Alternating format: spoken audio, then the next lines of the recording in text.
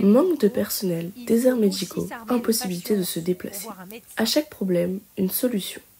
Et parmi ces solutions, il en existe une qui s'est imposée ces dernières années. La téléconsultation.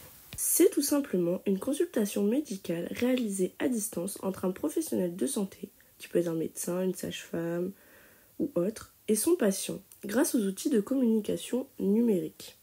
Pour mieux comprendre son utilité, remontons un peu le temps. Retour au XVIIIe siècle, les premières consultations à distance. À l'époque moderne, il est déjà courant de faire des consultations épistolaires, c'est-à-dire que le patient envoie à son médecin une lettre en décrivant ses symptômes, douleurs et maux. En retour, il reçoit un diagnostic écrit accompagné d'un remède. C'est la première forme concrète de médecine à distance. Il faut attendre près de 2 siècles pour que la pratique évolue véritablement. Avec l'arrivée de la radio, la médecine à distance prend une autre dimension, notamment dans le monde maritime. Dans les années 1920, de nombreux équipages utilisent la radio pour recevoir conseils et assistance médicale en pleine mer. Plusieurs dates clés vont ensuite structurer l'histoire de la télémédecine. On pense notamment aux années 1960-70 avec la NASA, pionnière dans le domaine, qui développe la télémédecine pour suivre la santé des astronautes à distance. On a l'arrivée d'Internet, accessible au grand public à partir de 1994 en France, puis massivement adopté dans les années 2000, qui va transformer la pratique et permettre l'essor réel de la téléconsultation telle qu'on la connaît aujourd'hui. Mais la date la plus importante à retenir est 2020, avec le Covid-19 qui a multiplié pratiquement par 4 l'utilisation de cette pratique. Une pratique qui va venir se généraliser en France. Depuis 2018, la téléconsultation devient accessible à tous, notamment grâce à l'installation des premières cabines de téléconsultation en pharmacie.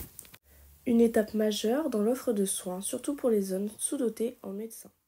Et pour mieux comprendre comment cela fonctionne, nous allons maintenant laisser la parole à Delphine, préparatrice en pharmacie depuis 10 ans. La téléconsultation peut être utilisée avec ou sans rendez-vous. Les gens prennent des créneaux sur notre pharmacie via Doctolib. Ils prennent rendez-vous généralement, ils ont un rendez-vous dans la journée. Ils peuvent aussi se manifester sans rendez-vous.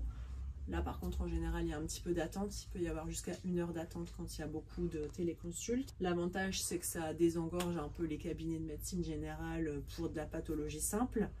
Donc pour l'utilisation c'est très simple, ils doivent juste créer un compte sur l'application Tessan, qui est le nom de la bande de téléconsulte, carte vitale, il y a de l'appareillage ici qui peut être demandé d'utiliser pour les oreilles, les yeux, prise de tension, température.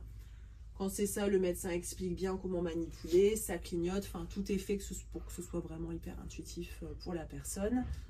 En fin de consultation, la personne reçoit un ticket, elle repasse avec nous au comptoir, qu'il y ait des médicaments ou pas, on valide la téléconsultation.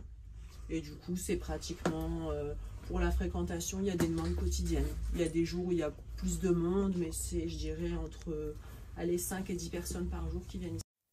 Néanmoins, malgré ses avantages, la téléconsultation a aussi ses limites. Elle est principalement adaptée aux problèmes de bobologie. Elle ne remplacera jamais le contact humain avec un professionnel de santé. Elle ne permet pas de réaliser certains soins, mais également elle dépend totalement des outils technologiques.